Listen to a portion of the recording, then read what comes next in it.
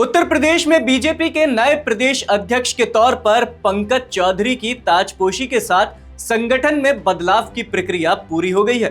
BJP अध्यक्ष की नियुक्ति के साथ मुख्यमंत्री योगी आदित्यनाथ के मंत्रिमंडल के विस्तार का रास्ता अब साफ हो गया है।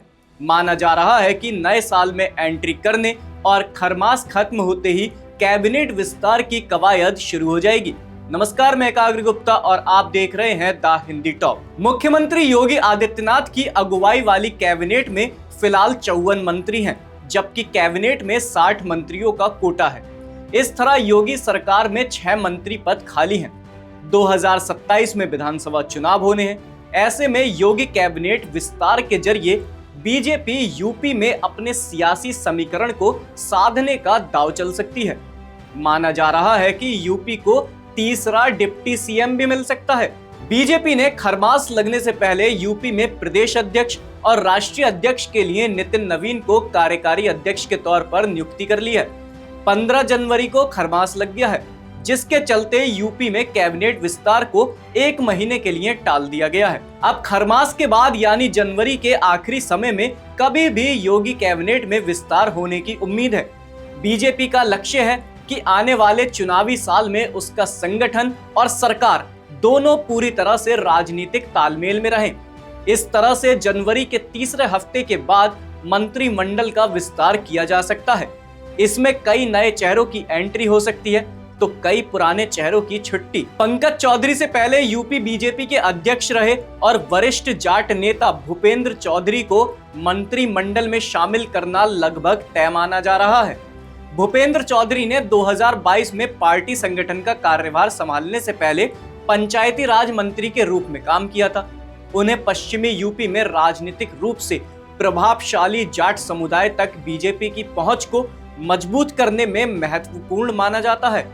कैबिनेट में उनकी वापसी उनके संगठनात्मक पद छोड़ने की भरपाई पूरी करेगी। ओबीसी नेता पंकज चौधरी को यूपी संगठन की कमान सौंपने के साथ बीजेपी सामाजिक संतुलन बनाए रखने के लिए एक अनुसूचित जाति नेता को कैबिनेट में एक प्रमुख मंत्री पद पर लाने का भी विचार कर रही है।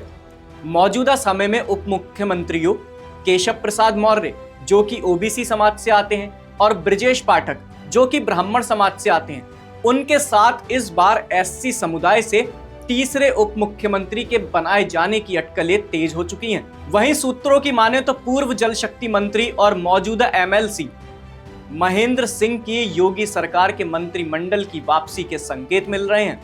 महेंद्र सिंह अभी मध्य प्रदेश के लिए भाजपा के चुनाव प्रभारी हैं। अब उन्हें कैबिनेट में फिर से शामिल करने की चर्चा है। समाजवादी पार्टी से बगावत कर बीजेपी खेमे में आए विधायकों में से कुछ को मंत्री बनाए जाने की भी चर्चा चल रही है। ऊंचाहार से सपा विधायक मनोज पांडे को योगी सरकार में मंत्री बनने का संभावित दावेदार माना जा रहा है। इसके साथ ही बागी सपा विधायक पूजा पाल का नाम भी चर्चा में है।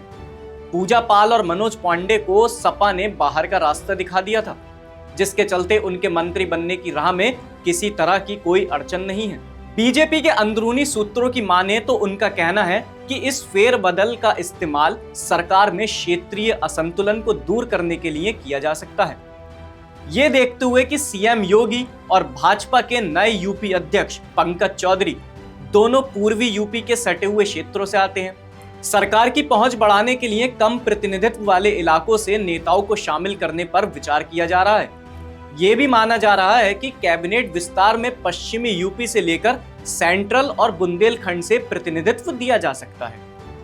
कुल मिलाकर यूपी में बीजेपी के संगठन और सरकार दोनों को रीअलाइन करने की पूरी तैयारी है। नए प्रदेश अध्यक्ष की ताजपोशी हो या फिर मंत्रिमंडल विस्तार की सुगबुगाहट, संदेश साफ है कि 2027 से पहले कोई ढील नहीं बरती जाएगी। अब देखना दिलचस्प होगा कि किसे कुर्सी मिलती है और किसकी कुर्सी खिसकती है। खरमास खत्म होते ही योगी कैबिनेट का पुनर्जन्म तय माना जा रहा है। जहां कुछ चेहरे सत्ता के गलियारों में पहली बार कदम रखेंगे तो कुछ पुराने नाम बाहर का रास्ता देख सकते हैं। सामाजिक संतुलन, क्षेत्रीय गणित और चुनावी मजबूरियों के इस खेल में हर फैसला सियासी संदेश देगा। यह भी साफ है कि बीजेपी अब सरकार और संगठन दोनों मोर्चों पर 2027 की बिसात बिछाने में जुट चुकी है। आपकी इस खबर पर क्या राय है हमें कमेंट सेक्शन में जरूर बताएं और आप हमारे चैनल द हिंदी टॉप को सब्सक्राइब करें। इसके साथ ही आप हमें social media platform x, Facebook और इंस्टाग्राम पर भी फॉलो कर सकते हैं।